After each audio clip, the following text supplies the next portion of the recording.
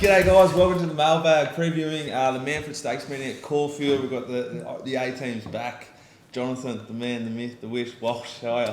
Oh, good mate. How you been? A bit hectic, flat Scooter? Scooty? Boys? out. Oh mate, good to see Wishy, some nice welcome people. back. Now, we're just going to roll straight in a bit of tennis. We just watched Ash Barty, unfortunately, have two set points in both the opening sets and unfortunately lose both, and she's now out. You're talking a little bit about Margaret Court, Jonathan. What do you want to... Well, I didn't watch any of the tennis. One, because it's not a real high interest for me. Not? Two, because any account I had with that Chase the Ace where I was robbing those plastics for those little 50-cent bonus bets got wiped out before I even, put in the last digit of my password. And three, some people have got proper jobs and that around here. Oh, real work. Real work. Right in finance. What's that like? Getting the working man their equipment so they can make more money. How is Capitalist the finance, premier finance hub of Victoria, probably Australia, going? Yeah, joint's ticking over okay. Going good? Can't say the same about the JJ Walsh bookmaking after getting shot to pieces on Monday at Hanging Rock. That's normally a fill-up for you, isn't it? Yeah, there was a bloke there who was a rather large earning individual. We had no idea who he was. He was betting in small figures for him, but large figures for the normal people. Yep. And he did find And a had a couple good of winners. day. He didn't find Britannicus though, did he? No, because It won. He got flogged. he got one of the smarties on this table, or maybe two of the smarties, took $15. I think it started eights, and it was 4 wide for the first bend. And got a lead at Hanging Rock. It's a skating rink, or got to be off the end. You got to be rolling anyway. Britannicus probably needs a couple of more runs. He needs something. A couple of more runs or out the pony club, one or the other. Okay, so to rail out 10 metres at Caulfield, it's normally 9 metres for this meeting. Historically, I'd anticipate that's a relatively even track, but the way Caulfield's been playing recently, I want to be on pace to midfield. You're a bit of a Caulfield expert. I go to Caulfield most weeks and lose, yeah. I turn up there every week. It's been a different track. Like, as a general rule, Caulfield, what I've found historically is the first couple of races they lead all the way and win, and then the tempo goes on, and then they seem to spread a bit more. So it can be tempo and track wear. But the other thing about the early races is usually the juvenile horses, where the difference between the top and bottom is greater as compared to the... That's a great insight. So what he's trying to say there is, it's sometimes in the early part of the day there might be an 800 metre race with like 8 horses. There's a benchmark 60 essentially, and it's no real guide to the pattern. And then there might be a 2-year-old race where 3 of them are actually proper horses, and there's not many good horses, and it's not much of a guide to how the track's playing. No, you need an evenly run race over 1,600 metres, 1,200 metres a horse, and all that sort of stuff. But anyway, I'll get there and I'll do my best to try and... I did win there last week. I come good on the last couple of races. How's everything on the home front? You come in here, you're looking a little bit worse for wear. I will say, like, you're certainly not skinny, but you've lost weight. You're looking actually pretty well to me. Have you done something? I lost weight because I was on those Aldi fat shakes for a while. That trimmed me up. And I just wasn't eating. I'd have a Ninja Bullet for breakfast and a fat shake for lunch, and have a proper meal. And I was only drinking piss on Friday and Saturday. After Christmas, it's gone a bit more pear-shaped. Do you want to hear something? I went to the bottle shop. It was the BWS in Moorabbin, right? Or was it? Anyway, I went in there and I'm like, my normal supply of grog, whether it be Mountain Goat or our other man who helps us out, usually drops off a box now and then. I'm like, there's 3 stubbies in the fridge. I'm like, what sort of entertainer would I be if any bloke come around and you've only got 3 stubbies in the fridge? You can't do that. Can't do that. Sino erupt. Yeah. So I went down to... You need stubbies and an ashtray. Who doesn't have an ashtray? I don't have an ashtray. I've got a couple of buckets. You can sit out in the back and it. So I went into the grog shop and I'm like, looking around. I'm like, I've been drinking a few 4X Golds lately. I'm not a big fan of Great Northern. The 4X Gold's a bit more bitter, mid-strength, so I can drink 6 of them and fall over as opposed to 3 heavies sort of thing. Yep. Anyway, so picked up the box. As I was walking out, some poor bugger got a slab of Crownies and the arse fell out of the box and the Crownie smashed in the car park. I'm like, you poor bugger. And I'm like, I should help him out, but he was underway. And anyway, so I got home, unpacked the box, being the way I am, put some in the back fridge, took some inside, etc. Anyway, Last can. Stock take. Last can I picked up, completely empty. Something gone through the box, so I got 29 out of 30. I got done for a stubby. I was dirty. I thought you were gonna. I was dirty. I could have went one of 3, cubes of 30 cans of 4X, and I got the one with 29. That'd be it. I think it's karma because you didn't give the bloke who just dropped the box a six Oh, pack. he was actually. Yeah, that's He was pretty buying. sad. He was buying crownies. He was travelling. The others probably smashed. That's what he says when he comes here to make him a coffee. He goes, "Oh, the grouse milk. You must be flying." I don't even drink coffee, you imbecile. But I'm Listen, making myself a coffee, and you're No. just sitting around, just looking around, judging what I'm doing. You're going that while you're smoking rollies, and you're not packet smokes. It's So you a- must be. You got your own show on racing.com. Is that why you're losing weight, or what's the? What, do you have to be skinny to be on racing.com? do you want me to throw up a couple of names? I better get on the races. My personality would be too big for that mob. What happened with the cat though? Oh, the cat. You look like you've had a fight with someone. Was it one of the cats? Oh, Tom no, Cat? it's a pretty deep buddy. He's had a cat. Yeah, Tom Cat was picking on Lily Cat. Lily Cat's only a little girl cat, and Tom's a big cat. And I went to sort of break it up, and he jumped off my hand with his back claws and speared me. It was painful. He didn't mean to though. There's no malice in it. She's just a cat. All right, cool. I hope you guys enjoyed that as much as I did. I doubt anyone did though, but I love that. Race 4, Jonathan Scooty, 1100 metres, benchmark 78. Speed map's coming up along with a synthetic hold. I thought our Luca from 4. Synthetic hold. That's so good. I thought number 1, our Luca, would probably lead from 4. El Magnificent was cast and didn't have enough intent at Cranbourne, but probably gets a soft run here. More Wanted might lead or sit behind the speed. Diamond Effort gets run a race and looks the most likely winner. I thought. I'm not surprised the early money that came for Diamond Effort. Mellon rides. It looks to get every possible here. I thought 2 horses outside of the market were Sagara, Dean Yendall from 8. I don't know if the map's going to be great, but there's not a lot of speed at the back there. I think you can find a good little card. I think there's going to be enough speed here that it's going to be a fairly run race. And I thought our Luca, who Nick Noonan's pushed pretty hard on the trial report, ticks enough boxes here. It has a figure that's very competitive in this race and a big price. Will make its own luck. Anything from you guys? Yeah, it's easy to see why Diamond Effort's well found in the market with that first up run last campaign behind Pippi. Sort of rocketed home there. I thought there was a couple of good chances. I thought More Wanted could improve at big odds. I didn't really. It wasn't suited to Flemington. Yeah, I didn't like the ride. They sort of took. Well, Jess Eaton took hold of it, and she's been riding really well, for that matter. And Damien Lane now goes on, so that's a nice little switch there. I thought Lucifer's Reward would improve, but obviously there's no rider there, so it's going to be scratched and probably safe for something else. I think it's nommed for Moonee Valley tomorrow night, which is probably favourite to be abandoned. Yeah. So therefore it might run. Yeah, it was a good run behind How Romantic. And everyone's saying it could be group or listed level. And prior to that, Alabama Express. So horses. But what about this? So there's a real strong form through Lucifer's Reward. So wherever it pops up, you probably might want to be with it. I don't know about Diamond Effort completely here. It's mares into the open, like the Colts and Geldings grade. First up last start, it was well back. If it doesn't jump well here, it'd be 3 back to pegs. Yeah, and it does need to jump well, but if it does jump well, I can't see Ben Mellon not putting it in the A spot here. Yeah, I'm not a big rap for it. Elite Legacy is one of mine, but once again, I don't know where it'll get in the run. I really do hope Sagara can win. Got some big owners in there. Nicky Heathcote. Sorry? Stiffy Denedict, owner of Sagara. He'll be there. Yeah, he'll be there. In his spray-on pants in the members. So it'd be good if that could win for him and his old man who probably paid for his Steph's share, but anyway.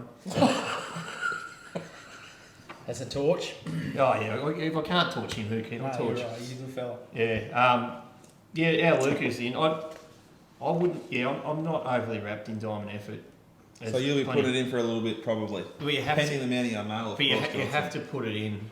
You have to put it in because you got what 28% of the market, sort of thing, or whatever. It's gonna, it's gonna be your base to build your book from. Hopefully, there's a few there having a bet because I've got to buy that extra stubby that I lost out of, extra can I lost out of the pack.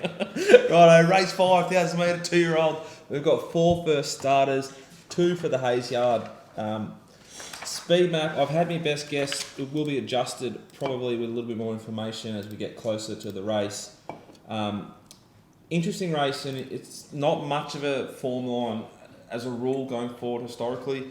The average SP for this race, however, has been $3.20 the last 4 years, thanks to puntingform.com.au. If you head to puntingform.com.au, you'll see the feature race reports. They're also on the Betfair Hub, who kindly sponsor our show as well. It's great information, gives you a really good guide to what's historical and what sort of lead up there is for these classic sort of races that are consistently on the calendar.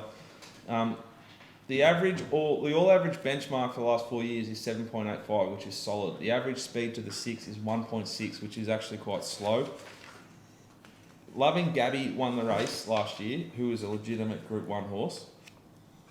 Before that, Ennis Hill, Formality, and then Extreme Choice. So there is some form out of this race, but Extreme Choice ran a huge figure, which is elevating the average of these figures. Well, hence it won the Blue Diamond and sold for 20 million. Yeah, but it's Nice a rat. little horse. I doubt it'll be any good at start. You reckon? Yeah. Watch him jump out of the ground now. What? In my opinion, I've got one. It was a tiny horse. Oh, but sometimes I don't really. It's down. Might be- it's a done deal. Might be good against bigger. Oh, he's an athletic little half a panther. Yeah, but he was a Unbelievable. little horse. Yeah, I don't think the size of the stallion. I think it could be a good. It's not the size of the wave, it's the motion of the ocean. You can tell he's back in length here, it's not. Traditionally, it's on pace suited this race, and it sort of has found horses that are either like at least off a 30-day break, if not longer. So it sort of leans into, if you like something from the yard, like from our point of view, Manly Out Mail, one of these unraced horses, I'll be pretty happy to launch here. Scooty, did you find any angles in this race? Not with any conviction. Looking at the market, the favourites well found. I thought from the Hayes and Dammit yard, it'll get a perfect run on speed. So if it's firm in betting, I'd probably want to stick with it. There might be more to come there. Ideas Man seemed to have like a good run in at the Valley, and that form sort of held up as well. I thought Mildred was a professional little galloper. But again, like Ideas Man's knocked it off on debut, so I don't know. I think the market looks about right, and I can't really find a bet. If there was any like a typical angle for me, I'd be probably looking at the Waller runner, Castle Coma. Comes off an 85-day break. It was sort of Nick Noonan said it trialled really well. Yeah, it was solid enough in the market, and it did enough. And like any time that you see a Waller horse as a 2-year-old sort of get there early. I think you got to pay attention. And Damien Lane's been booked, and I remember the mare Barcelona Girl. She was a pretty good horse. Yep. Jonathan, anything, or you just I'm just trust mate here? No. I mean, yes, no, but I think Ideas Man would probably be the pick for me. And the Waller horse obviously started equal favourite in that race from Shinsaw. I'm going to have to lay the Hayes filly. Luke Nolan from 2 is scary recipe here. Yeah, it has to be laid at that price. It'll probably. The thing is, you sit there and you pot these horses on a Thursday night because you know there's only some pimply teenager putting up the odds at the plastics. And you know, and the ones you go, oh yeah, you know, they'll be $4. Yeah, it should start short. They start 280, and they can. The movement from tonight to Saturday is just enormous. I think that what you're saying is currently at the current price, you don't want to be with it, and you put it in at that price. Yeah, with the pop tax and what's happened recently, the shorter end of the market is real short at the moment. The pop tax is whatever it is, but recently the favourites are much shorter and tighter, I reckon.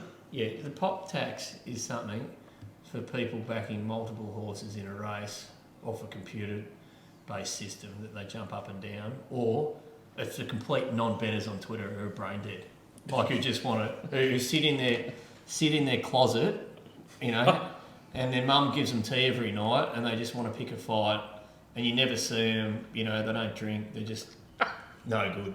Like, they're just, you know, they don't drink, they don't punt, they don't run. They're just no good. They're just, you know, he's like, fired up, isn't he, Bunny? Yeah, He's really fired up. They just sit in their little Righto, now race 6, it's an 800 metre race, it's benchmark 84. This is a hot race, and I reckon probably the most exciting race on the day outside of the Manfred Stakes. there's the market and there's the speed map. I think this race is so exciting and fascinating. We've got two spruiked horses here. Just Benjamin, Friedman, Oliver. Put the writing on the wall. Probably wasn't suited. First up at Caulfield was heavily backed and flashed late Hemorrhaged. in a very big bunch to finish. Actau, I don't think was suited at all with the way the race was running. It was ridden at Flemington and destroyed them. First up, I saw them both parade. If I could buy one, I'd be buying Actau. I am severely in the Actau camp as far as these two horses are concerned. I think that Actau has the more tactical speed to sit off just off the lead here if it wants to. Don't know where they get to with Sam Slick, as you would have seen on the speed map. I think Sam Slick's ready to run a decent race. I think Big Sur is ready to run a huge race. I'll be looking to work my book around Actau, Sam Slick and Big Sur and risk Just Benjamin. Yeah, well, And if I could get one of the favourite, either one of the favourites was to scratch, I'd be looking to back Sam Slick and Big Sur. the punting form data, .com.au. which I've been using prolifically of late, and it has actually been good to me. Both of these horses have had, significantly ran home well. My first thoughts were, where's just Benjamin going to sit, which might be off pace. The Ollie factor, well, he's clearly probably the best. Well, not clearly, clearly he's the best jockey in this race. Probably of all time. If they jump out of the barriers and just Benjamin's, like one out, one back, or leading, it'll turn the race on the head. But Actau is my preference because I thought it'd be in front of Just Benjamin. But from a bookmaking point of view, if I could lay each of two of these at the price, like one at 230 and the other at 225, they're the best current available odds. Like, it's a picnic if you could do that. Like, you're holding say you get 1,000 out of each. If Actau wins, you do $300. If Just Benjamin wins, you do $250. If none of them win, you win $2,000. That's the key to bookmaking. But this is why this synthetic odds. It's more than likely that one of these will start $3 and the other might start $1.80, and one of these double figure ones will half in price. Yeah, and that's why it's fascinating to me. I don't know which way the market's going to go. Yeah. Scooty normally nails this. What are you thinking? I think the bookmakers that you call plastics that lead the market or put the first prices up. I think they've put Just Benjamin in as a false favourite, and I think it'll severely drift. I think the market might flip around here. I think that Just Benjamin will map negatively. I think Oliver won't have the horse on the fence. I think the owners will be getting a little bit frustrated. It wouldn't be a shock at the same time to see him ping out and be a lot more positive. Yeah, I doubt it'd be on. Like, after that last ride, it was a car crash, and everyone's seen that. That's exposed now, so that's why Sportsbet or 365 or one of those guys has gone up so short to try and suck in, I guess, the rank and file punters. But I think Actau will SP favourite, and he's the horse that I'd rather be with. I can make small cases for the rest of a couple of the roughies there, but I think this is Actau's to lose, and I think Jai McNeil's riding as good as anyone at the moment. He's confident in life. I don't think confidence is a big thing. That's why you're swinging big time at the moment. He, for the first time in 6 months, beat me at golf again yesterday. He's up and about, he's flying. I totally agree that he'll start favourite. I reckon Actau. In the small field, from 5, how can this horse not get the perfect run? Just can't see it happening. John McNeil's going good. We're all on the same page if the map's better, but you still wouldn't be surprised. Yeah, I wouldn't be surprised if Oliver kicks up and holds it out. Yeah, or something, yeah. He's that good. I hope I can lay each or two and they both go down and have a party. Race 7, the Manfred Stakes. This is a hot race. This is a very fascinating little setup. Speed maps up there. I thought Free of Debt would lead Groundswell from 7. I think Dullison and Alberg could be in the next line. I don't know what they'll do with Spen. They kind of rode it two ways in each of its jump outs at trials up there in Sydney. It's only had one start in its life. Fascinating race. So the last 4 years, again on the Punting Form feature race reports, you can go back and check all this out for yourself. But the average speed to the 600 is 1.9 above the all average, which is slow for like a group race. For a race of this quality, yeah. And then the small field, it's probably going to be slow again. The all average benchmark for the last 4 years is 8. The average SP, which will excite Jonathan and scare you and me at home, $12.25. $12. Should be 40, hopefully. That's what excites me. For the last 4 years, the rail's been out 9, it's out 10 today, 10 on Saturday, and settling on speed's been the way to go. Tin Hat won this race last year. It's now known as Beauty Rush over in Hong Kong, or I don't know, somewhere in Asia. It ran a huge figure last year. It was third up. The previous year was Cliff's Edge off an 84-day freshen. The year before that, Legless Verve was first up off a 120 days spell. And the year before that, Puritan, Jonathan? Puritan? Won the race. It was first up from the Caulfield Guineas Prelude, where it SP'd $17 and ran 14th of 16 runners. Super Seth ran 5th in that race and then won the Caulfield Guineas. I was given a run in that prelude. A lot of this stuff's going to end up on the cutting room floor. Super Seth also comes from it ran 5th in the Caulfield Guineas Prelude. It then won the Caulfield Guineas. Dalasan come from the same form line. It SP'd favourite in both of them. Hugh Bowman slaughtered it in the Guineas. He didn't slaughter it, barrier 16. And put blinkers on, didn't roll forward on it. Yeah, Sat 3 wide the trip. He couldn't do If it. you're going to put blinkers on a horse that sits third and run normally, you're going to lead on it. There's a bit of pace. He couldn't have done. I laid it for the national deck because it had barrier 16. If it drew barrier 5 or 6, it'd be completely. Anyway, the horse SP'd what it SP'd, and then it backed up and won a very weak carbine in which Groundswell SP'd 440 versus Dalasan's 340. That's the form line that you're sort of going to trust in this race traditionally. Now we have this horse Free of Debt, who's extremely lightly raced in the Blue Diamond and the Slipper.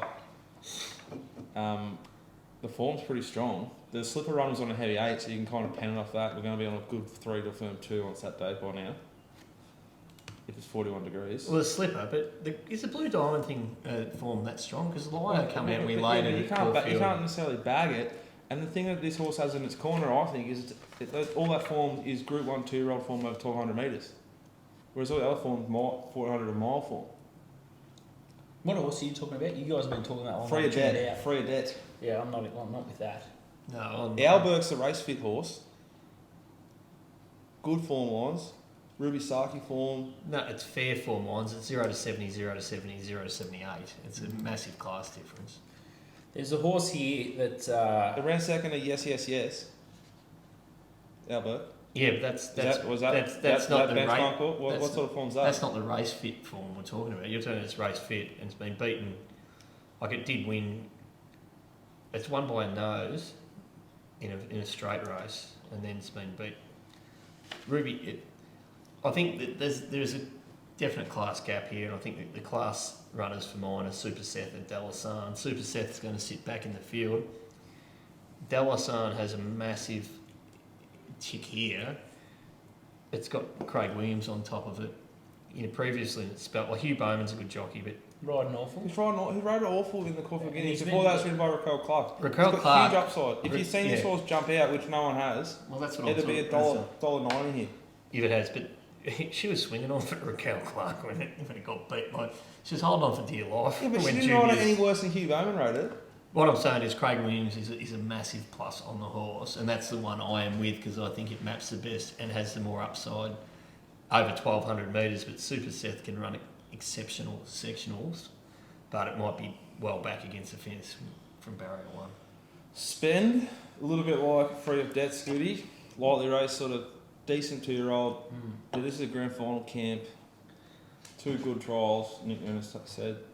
Scary. Yeah, I went looking for Spend, but I thought 203 days since its last run was a slight concern, and then I thought a big performance on a wet track makes me want to see it again as well. I think it'll drift, and it's going to get back. And then I thought I've got this theory where as soon as a colt wins a big Group 1, they don't really want to lower their colours, especially the shit horses, to preserve their stud value.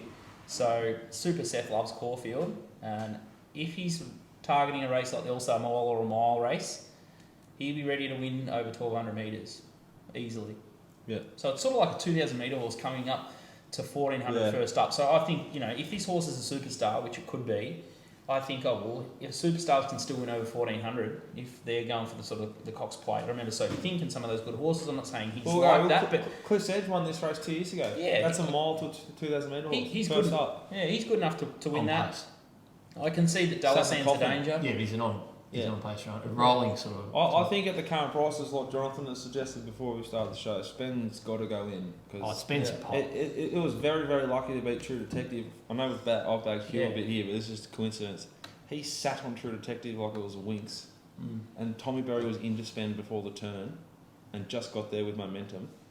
Like it could be run second there. Well, that's what we talk about all the time. If it runs second there though, what price? It's double the price. See how you said Tommy Berry's into a horse on the turn. The lack of intent showing from so many jockeys on favourites when they just think they're going to peel out and win, and the horse gets beat because instead momentum's important, especially on a heavy 8. Or just a complete lack of thought. Momentum's almost as important as confidence, but I actually think that Spend. You like that one? Spend is probably going to be a really good bet, second or third up over 1,400 metres. There's going to be a heap of good 1,400 metre races, so I'd just watch for that. I'd imagine they're aiming Spend at the CF4. Yeah, a week Group 1 for a colt. When's the Autumn Stakes? Oh, that's the Group 2 that the Roll the Dice horse won that time.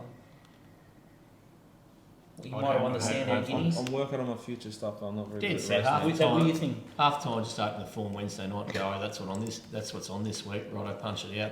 Away we go. Like, I know Blue Diamond Day's coming up. So are we tipping, and I know All Star Mile Day at Caulfield will be fat.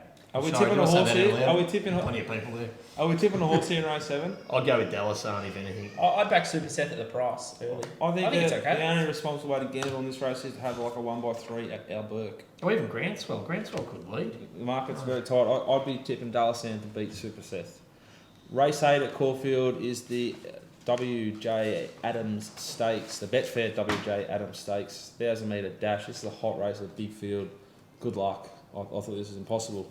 There's a speed map, which I found it incredibly difficult to sort of put together. You've got horses like Splintex, I'm Immortal, Miss Leonidas, Jungle Edge, Tutorial Splendor. They all want to lead.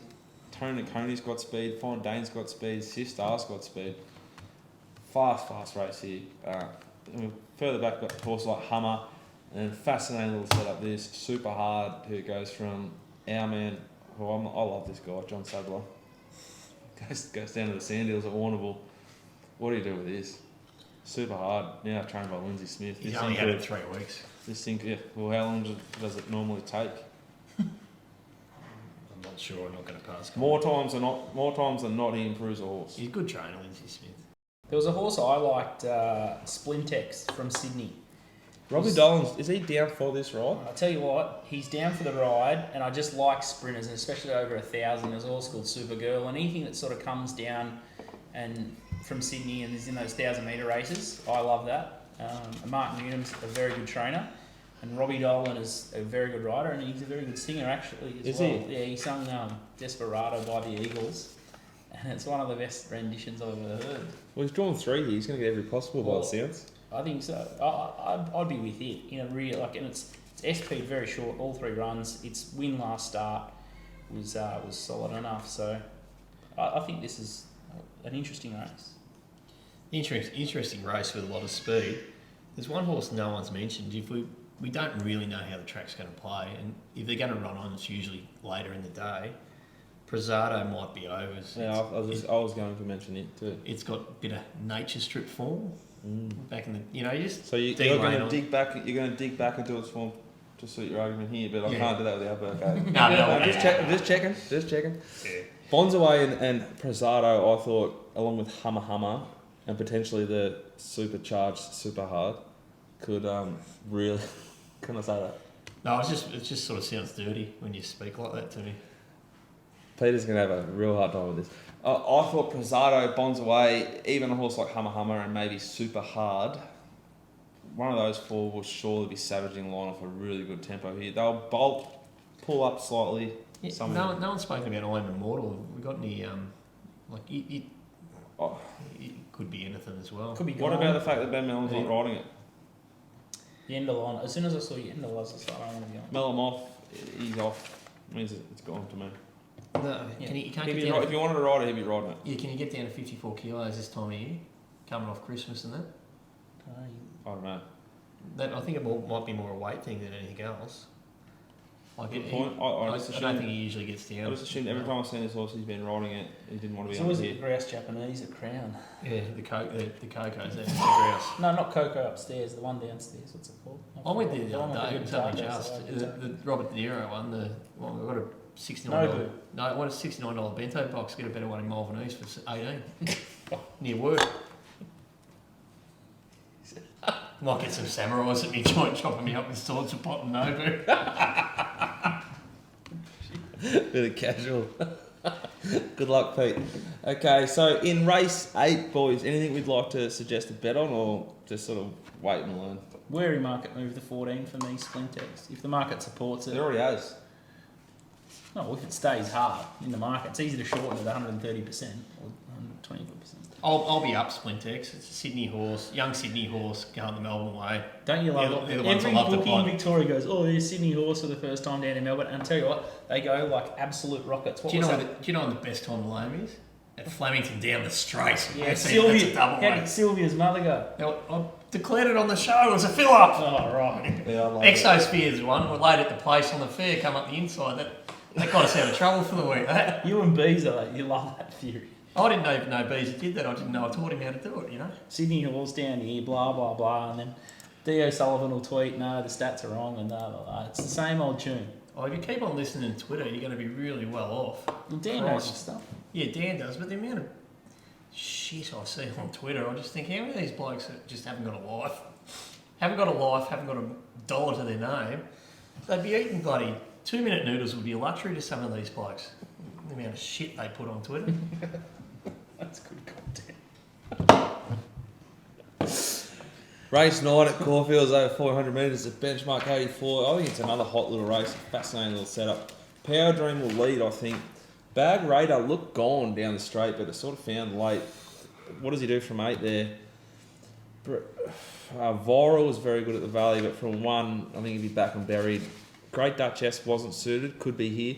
Smart Alyssum, big mounting yard horse for Pistol and I loved the ride last start. It was strong and the horse just gave up. Well, it ran out of gas, but it might really bring the horse on here. It could bounce back right off that, I reckon. Palenko, Never Again were enormous. Never Again should have won, and unfortunately didn't. And I think Fabric's ready to explode and deserves to be favourite. I couldn't suggest a bet yet. I need to see the way the track's playing. Hopefully be able to get rid of 2 of them from that sort of angle. And then obviously the mounting yard. But I'm working around Fabric, Palenko, Never Again, Smart Alyssum, and to a lesser extent, Great Duchess. Ken's Dreams, if it's at its best, it'll win this Ken's Dream. I don't think the 1700 suited $15 is overs for So again, 20 minutes ago, pen me talking about Albert running second, the yes ones. Ken's Dream hasn't run like a big figure or a good race for 2 years. I Yeah. agree 100% if it's right, yes.